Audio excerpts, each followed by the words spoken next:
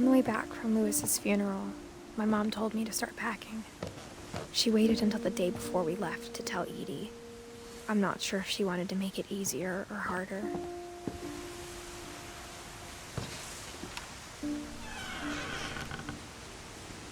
I wish we'd stayed.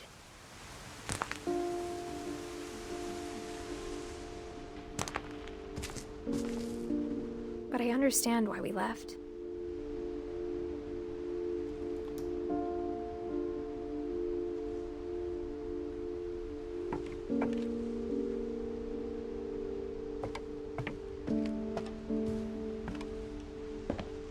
My mom ended up leaving everything behind. What happened that night had been coming for a long time. Maybe it should have come sooner.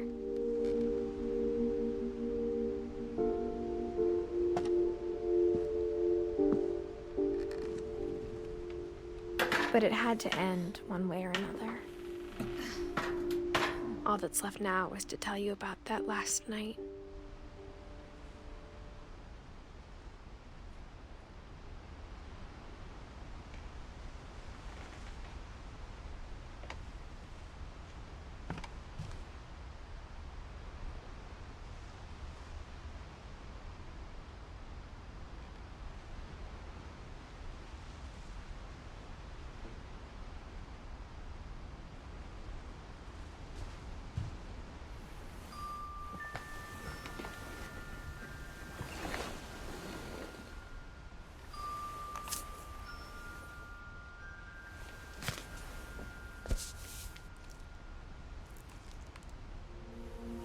That whole last day, Edie just watched us pack and didn't say a word.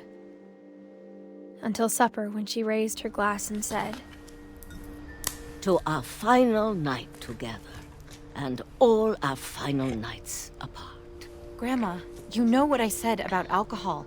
Some of your medications are very Edith, specific. I left a present for you in the hallway. Why don't you go open it? The grown-ups have to argue now. I'm sorry, you're right. We're all leaving tomorrow. Let's just enjoy our last... I'm not leaving. Edith, you're excused.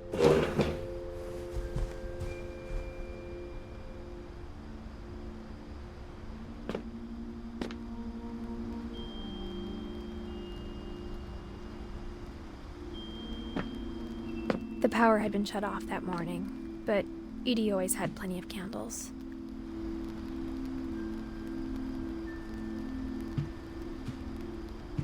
When my mom sealed the library, I don't think she knew about the other entrance. Or that Edie had a key to it.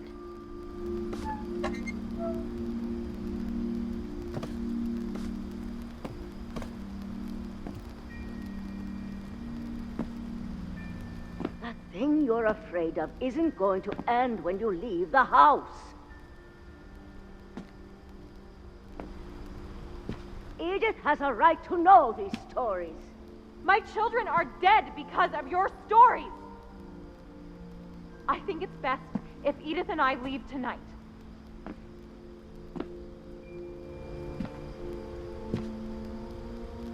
We'll have the nursing home send a van for you in the morning, okay?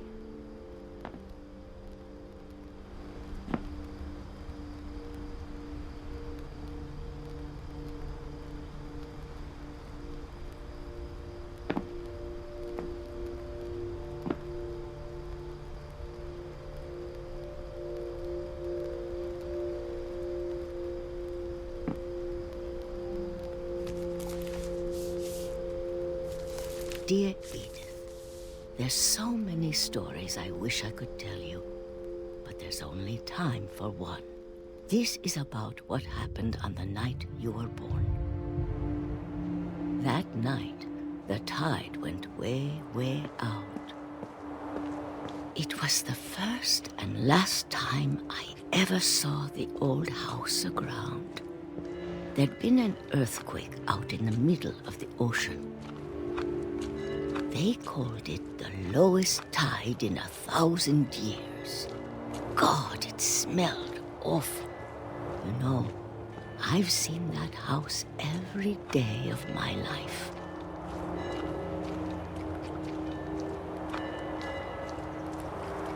never thought I'd go back to it. When the fog rolled in, I lost my way.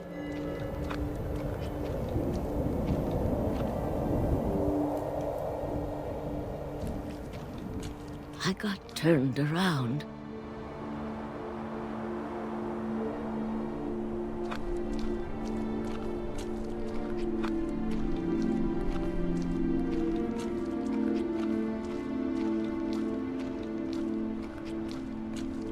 For a while, I wandered.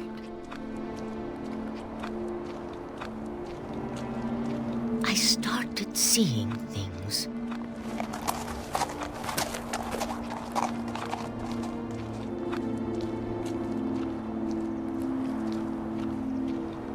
Things I'd forgotten had ever existed.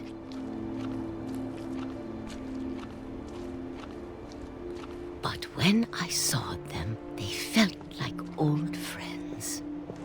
That night, a lot of things came back to me. Or maybe I came back to them.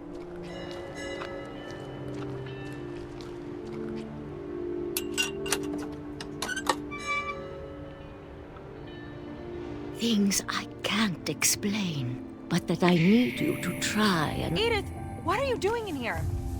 It's mine. Edith! Mom, you're gonna rip it! Let go!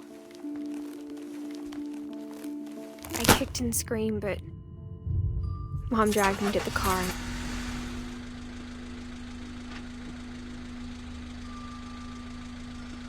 I never saw Great-Grandma Edie again. The next morning, the van came to pick her up, but she was already gone. After that, we moved around a lot.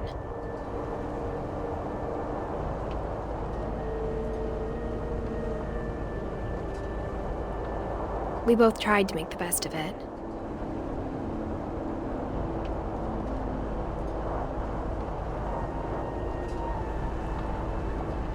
A few years went by.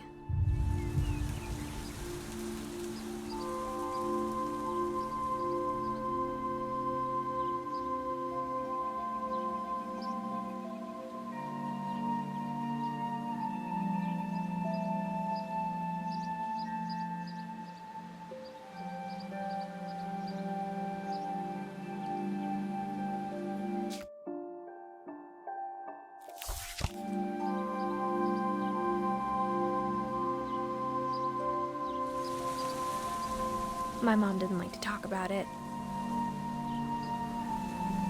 but she started getting sick a lot. The rest happened pretty quickly.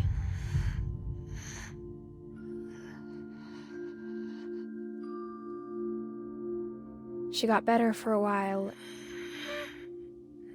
and then she didn't. And then I was alone.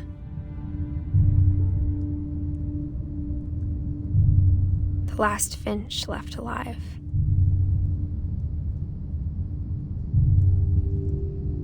Until I found out about you. I'm still not sure what to tell you about all this. If we lived forever, maybe we'd have time to understand things. But as it is, I think the best we can do is try to open our eyes.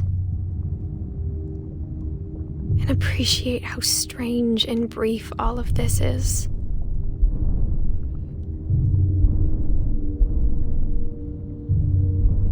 This journal was supposed to be for you.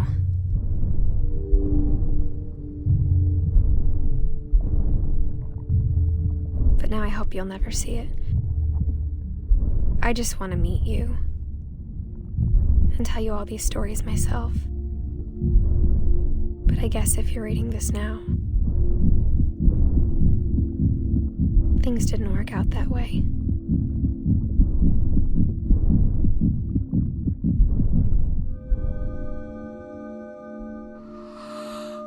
This is where your story begins.